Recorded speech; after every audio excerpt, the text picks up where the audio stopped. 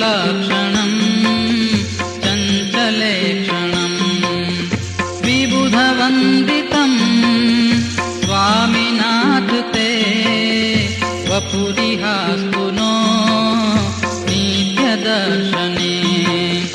मदनमोहनं प्रेमदोहनं नयनगोचरं भक्तसञ्चरं भुवि सुदुर्लभं स्वामिनाथ ते वपुरिहास्तु नो नित्यदर्शने वपुरिहास्तु नो नित्यदर्शने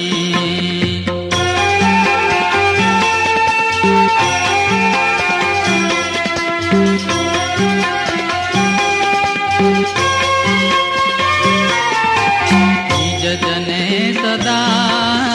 वाञ्छितं हृदा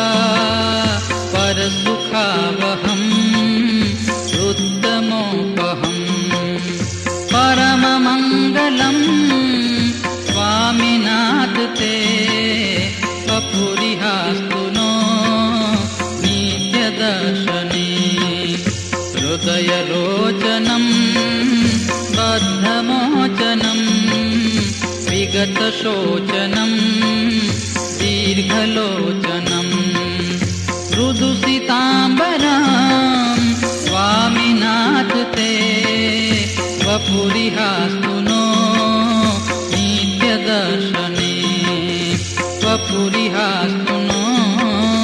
नित्यदर्शने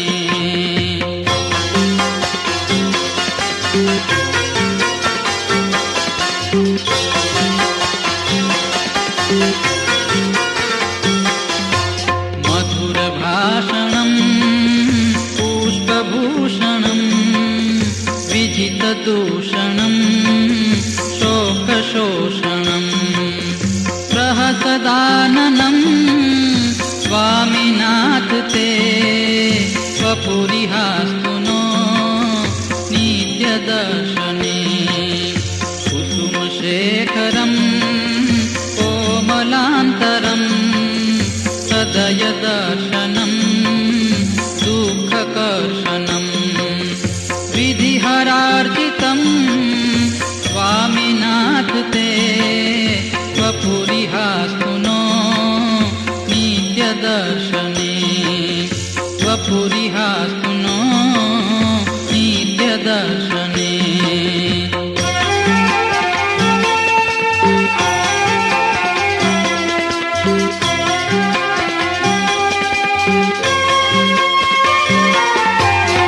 परमपावनं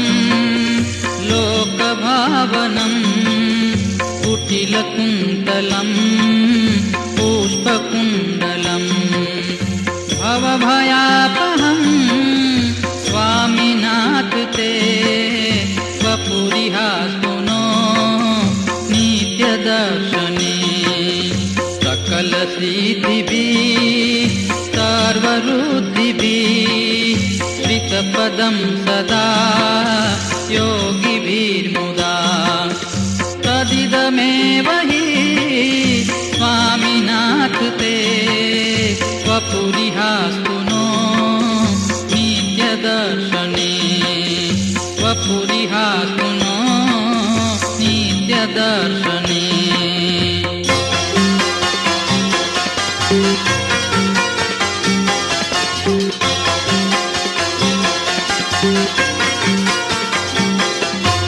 तव निवासतो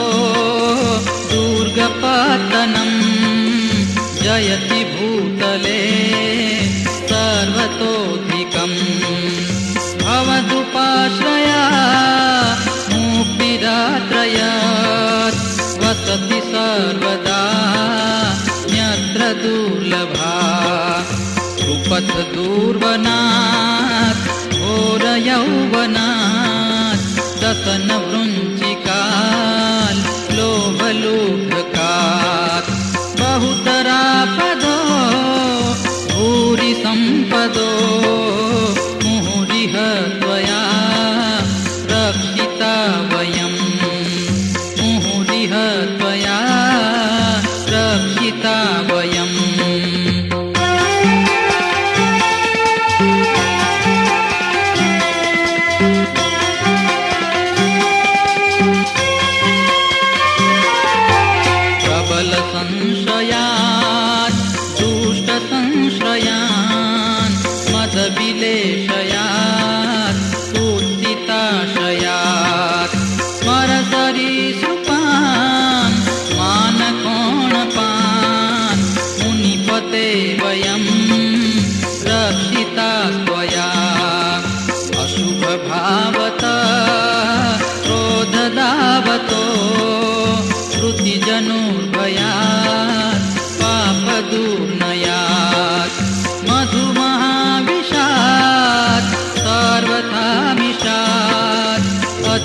अधिपते वयं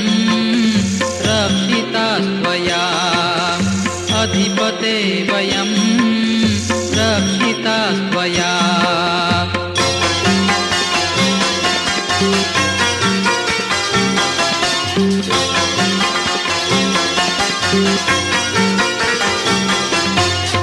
विषयवारिधे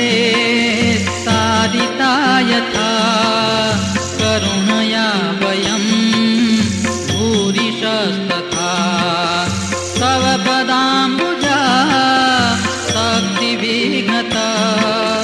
सततमेव न पातुमर्हसि वचनमानसं त्वत्पदाम्बुजात् रजतु मान्यतो